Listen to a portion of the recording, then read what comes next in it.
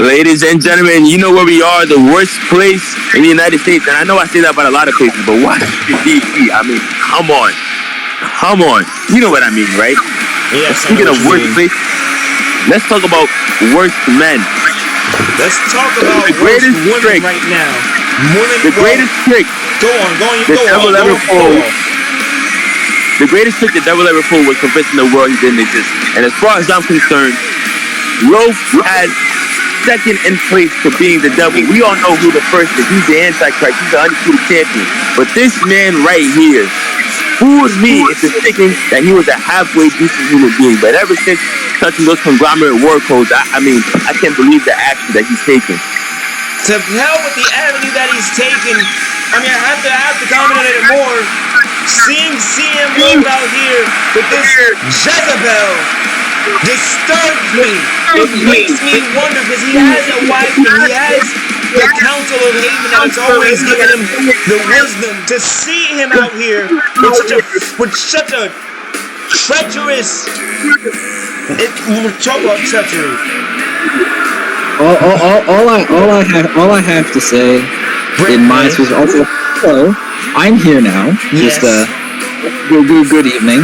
Good evening. You booked a great show, by the way. You booked a great show. Of course I did. I'm the best booker in the business. Nobody books better than me. So, are you surprised? Anyways, okay. I haven't actually seen this shirt of Killgore's here. What's it say? Miscreant sucks. The Pebbles of disgrace. I didn't catch the middle part. No, it says the Pebbles of dumbass.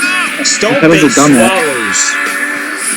Okay, this was from this match, mind you, that he lost to King Miscreant on Monday AWF. You see the humor there. It was an amazing match. But we know Kenneth Killgore lives in a world inside of his own head. And in regards to the alliance of CM Loaf and Stephanie McMahon, good or bad, I don't necessarily think that CM Loaf is doing evil things per se, but as he said himself, he's an opportunist. He takes what's in front of him, and if what was in front of him is, who knows, maybe the Council of Haman told him to cooperate with Stephanie McMahon for the time being. Who knows what's going on? How do you feel as a GM in your position, knowing that Stephanie McMahon, and when it comes down to the board meetings, when you put pay-per-views, she's going to be in those meetings now? What the hell do you say to a personal bias aside? The match begins, and my lord. But let's get this thing by the wrestling machine. Walked into this company and took control. Well, I've never really liked anybody challenging what I have to say, what my opinions are. To be honest, so no matter who it is, I have an issue with. Other than me and Mr. Heyman, I really don't like having a conversation with anybody else. So you don't like Mr. McMahon, you don't like Killgore. No. I don't like any of those motherfuckers. I don't like any of them. I think they're both decent men, but what I want to call attention to is that this is the first time these two men are having a singles match. That is very interesting because you would expect their paths to cross, the stars to align somewhat, but no, this is the first encounter between CM Loaf and Kenneth Killgore, and quite frankly, I booked one all-time matches. What can I say? I think CM Loaf has been ducking the wrestling machine. I'm throwing that out there. I think he's been ducking the smoke. Well, here they are face to face for the first time, as we see CM Loaf's athleticism, the strength of the 5-star classic coming to a full flash. Club and blow right there into the corner. You see a crimson mask coating Kenneth Killgore already. The 5-star classic already busted open. Lightning shot. You heard it from here. Well, see, the thing is, when you've been as many rough houses and as many street fights, because Kenneth Killgore, he comes from the gutter. He's a tough guy. He's got a lot of scar tissue on that forehead of his, and that time CM Loaf just knew how to open him up. That's good strategy by the Intercontinental Heavyweight Champ. For whatever criticisms we can give CM Loaf about his business dealings, we know that in the ring he is a master tactician. I mean, yeah, there's no doubt about that. One of the best to ever step foot in the AWF. I mean, his accolades speak for themselves, which is why it's so concerning to me that a man with that kind of talent will turn to conglomerate war codes and all the shenanigans. And the conglomerate gifted him an opportunity, and he took it. How are you going to fault him for that? And it is slated in belief with a few, documents done with research and whatnot from good friends of Curtis and Blitz and even CM Loaf and assisting it. But it is believed that the Curtis DDT, we saw this quick Woj out on Monday AWF. Is this putting out the 5-star? No, it's not. Before I can even finish the sentence. You were saying? It was believed that the conglomerate wanted the man in blue to win that match. And so, would you rather let the man in blue win those war codes or this guy? I mean, me personally, I think the People's Champion is, it's always better when the People's Champion has leather and gold around his waist. Especially with the athleticism and agility there. TJ, with all due respect to TJ, he is no People's Champion. Well, let me just put it this way. Would you rather have Will Smith shoot your grandmother or Adolf Hitler? I mean, Adolf Hitler's already a bad guy. TJ, Man in Blue, whatever you want to call him, with the Decepticon, already have blood on his hands. That was just one more casualty. Loaf. Yeah, I never expected that sort of thing. Loaf. If you say those things, and we're going to have to call them something way less major because there's no way they're that. Oh my God.